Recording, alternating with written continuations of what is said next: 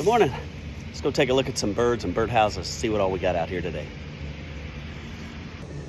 All right, a dual use this year. This particular box already fledged eastern screech owls, and now we have a great crested flycatcher nesting in here, denoted by the feathers, snake skins, pine needles, and other material, but there are 2 eggs dropped so far.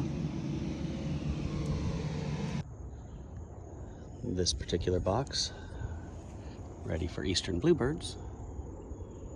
And we have 4 hatchlings.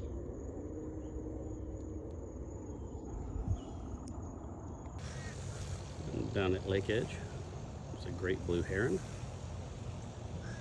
patiently waiting its meal to make a move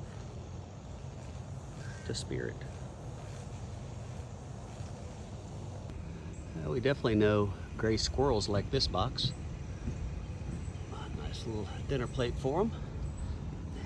Inside, we have an eastern bluebird nest. No eggs yet.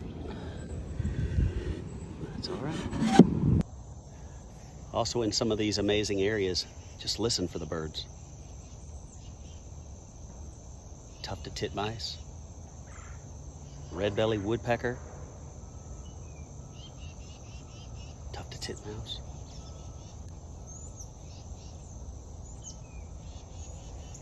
Ooh, there's a white-eyed vireo back there.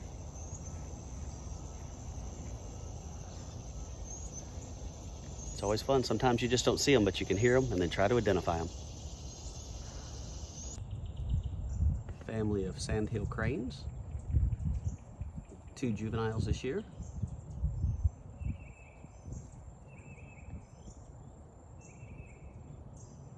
The adult is on the right, juvenile to the left. Trying to teach it how to poke and prod and explore in the soil for insects.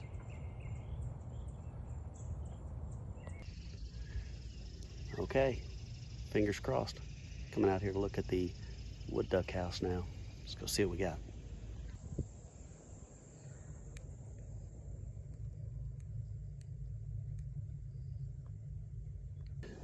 All right, well, that was all fledged from the last time, less 2, which is pretty common.